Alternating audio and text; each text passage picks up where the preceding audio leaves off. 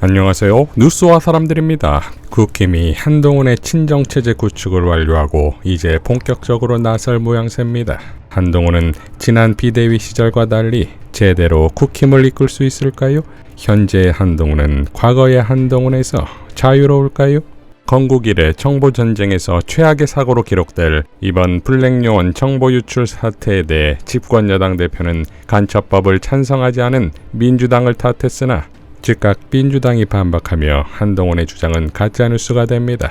또한 정작 즉각적으로 간첩법을 발의한 건 민주당이지요? 지난 3일 강유정 의원은 다음과 같이 밝혔습니다. 글로벌 간첩처벌법을 발의했습니다. 간첩죄 처벌 대상은 적국 북한에서 외국으로 확대하는 이 법은 민주당이 19대, 20대, 21대 국회에서 계속해서 발의한 법입니다. 특히 한동훈 대표가 법무부 장관이던 시절에는 법원 행정처의 강한 반대로 무산됐는데요. 최근 발생한 정보사 기밀 유출 사건은 수십 년에 걸쳐 구축한 해외 군 정보망과 휴민트가 사실상 괴멸된 안보 참사입니다. 이를 책임지고 수습해야 할 역할과 책임도 모른 채 입만 열면 민주당 탓만 하는 한동훈 대표님, 그냥 맘 편히 야당하십시오. 민주당이 제대로 여당하겠습니다. 라고 일갈했습니다. 자, 한동훈의 과거가 현재의 한동훈을 잡을 일은 또 있습니다. 작년 6월 김어준의 겸손은 힘들다 뉴스공장에 출연한 송기호 변호사는 엘리엇 배상권에 대해 다음과 같이 발언했었지요. 단심제로 끝나버려요. 한 번에 끝나는구나. 네. 단심이면 뒤집을 수가 없는 건데. 뒤집을 수 없는 거죠. 근데 한동훈 장관은 이걸 이제 영국 법원에 취소 소송을 제기하겠다. 이를테면은 한동훈 장관은 이럴 때마다 등장해가지고 론스타 때도 그러더니 자기가 뭔가 문제를 해결할 수 있을 것처럼 얘기하는데 해결 못했잖아요. 해결 못합니다. 그 사이에 오히려 이자만 계속 쌓여갔잖아요. 지금 작년 8월 31일에 법무부가 이제 선고를 받았잖아요. 론스타 한 3천억 원. 그 사이 이자가 벌써 100억 늘었어요. 그 100억 한동훈 장관이 갚아야 돼요. 제가 계속 이야기하거든요. 빨리, 그러니까 합리적 여론 형성이 굉장히 중요합니다. 이 일에 대해서. 사실 우리 국민들 중에서는 끝까지 다퉈보자는 사람도 있을 수 있어요. 있을 수 있죠. 예. 근데 이게 과연 다툴 수 있는 사건이냐. 그 법으로 따져서. 그리고 단지 이게 우리 1심에서 뭔가 좀 내가 못 받아들이면 2심으로 가는 그런 문제가 아니고요. 한 번 더 말씀드리면 국제중재라는 것은 단심인데 아주 예외적인 사유.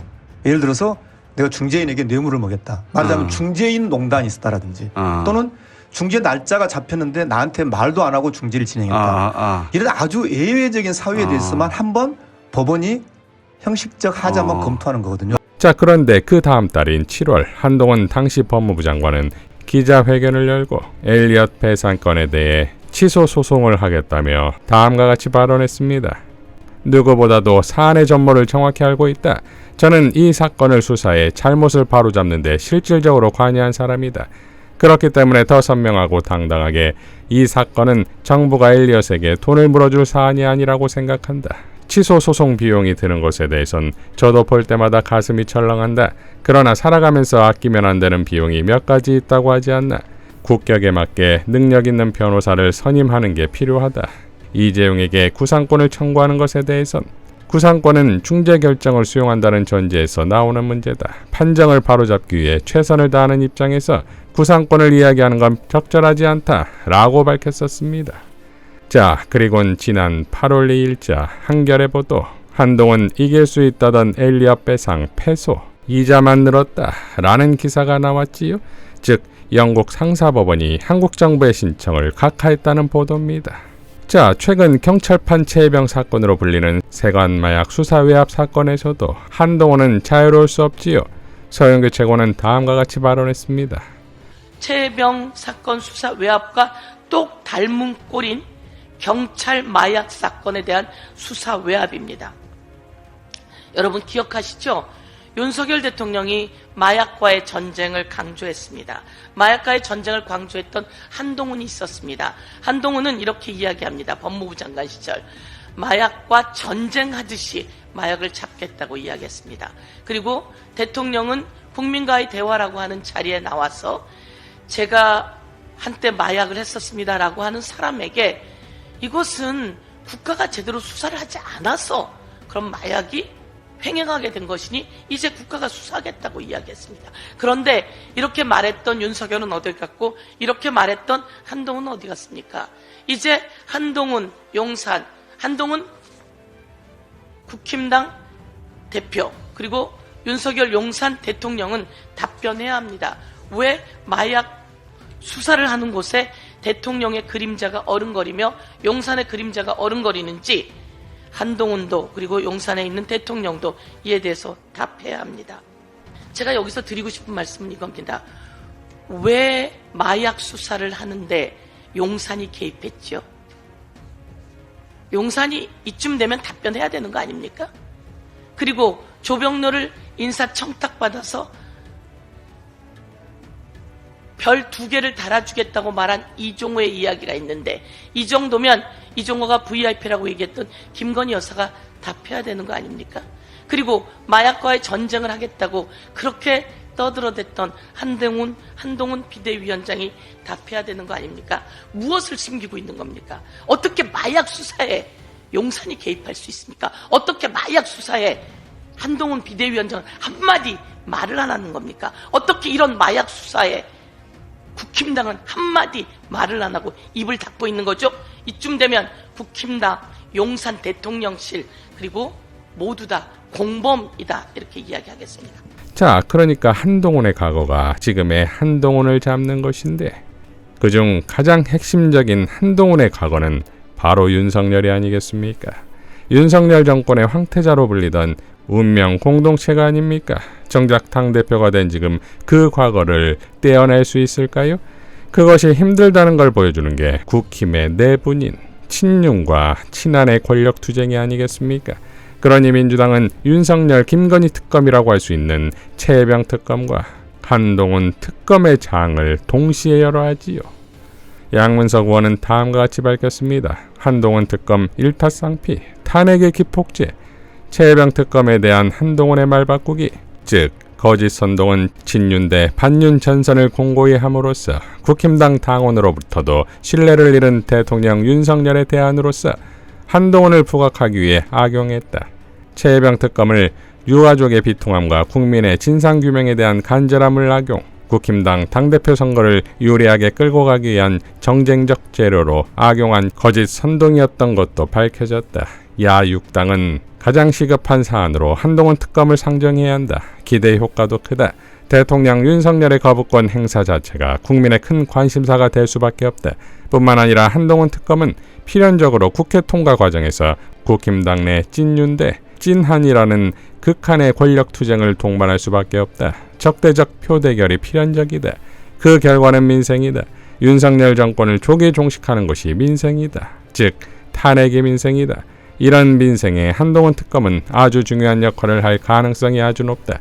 국힘당 내 찐윤과 찐한의 생사를 건 권력투쟁은 그동안 윤석열과 김건희를 둘러싼 부정부패 혐의뿐만 아니라 한동훈의 부정부패 혐의가 폭발적으로 터져나올 수밖에 없는 일타쌍피가 될 것이라고 확신한다. 그 결과 윤석열 검사독재 정권 탄핵의 국민적 동의는 분노를 넘어 행동으로, 즉 거리에서 윤석열 검사독재 정권 탄핵하라를 외치는 함성으로 바뀔 것이고, 이는 탄핵의 구체적인 법적 절차에 돌입할 수 있는 계기가 될 것이다. 야6당 지도부가 긴급 의제로 한동훈 특검을 상정할 것을 거듭 촉구한다 라고 밝혔습니다. 자, 비대위원장 때와 마찬가지로 한동훈이 보여줄 수 있는 역량이란 민주당의 한라땡의 증명입니까? 민주당의 강유정 대변인과 조국혁신당의 강미정 대변인, 즉 더블 강정의 일갈로 마무리하겠습니다. 전당대회 이전 한동훈과 이후 한동훈, 어느 게 진짜 한동훈인가? 한동훈 국민의힘 대표의 정체는 윤석열 대통령과 그 배후자 김건희 씨의 꼭두각시, 그 이상도 그 이하도 아닌 것 같습니다. 한동훈 대표는 지난 6월 23일 국민의힘 대표 출마 기자회견에서 대표가 되면 해병대원 특검법을 발의하겠다. 국민의힘이 국민 눈높이에 더 반응해야 한다. 이렇게 말했습니다. 그런데 국민의힘 대표에 당선되자마자 발의는 제가 하는 게 아니다. 라면서 원내대표 뒤로 숨고 말았습니다. 누가 검찰 출신 아니랄까봐 현란한 언사로 또 국민을 속이려고 합니다. 한 달 전 한동훈과 지금의 한동훈은 다른 사람입니까? 아니면 윤석열 대통령이 하사한 삼겹살을 먹고 마음이 바뀌었습니까? 여당 대표의 참을 수 없는 존재의 가벼움에 실소가 터져 나옵니다. 대표 후보 시절엔 윤 대통령과 각을 세우는 척 했지만 한동훈 대표는 윤석열, 김건희 부부와 운명 공동체임을 잘 알고 있는 것 같습니다. 같이 몰락할 겁니다. 한동훈 대표가 스스로 결정을 할 수 있는 사람이라면 한 달 전 약속대로 제3자 특검 추천을 주요 내용으로 하는 순직해병 특검법을 국민의힘 당론으로 발의해 보세요. 아마 못할 겁니다. 그게 한동훈이니까요. 한동훈 대표는 윤석열, 김건희 부부의 꼭두각시니까요. 윤석열, 김건희 부부가 허용한 범위 안에서만 용감할 줄 아니까요. 찐 한 개 인사보다 먼저 찐 한동훈 표 최혜병 특검법을 내놓으십시오. 윤석열 대통령 탓에 국회가 도돌이표에 갇혔습니다.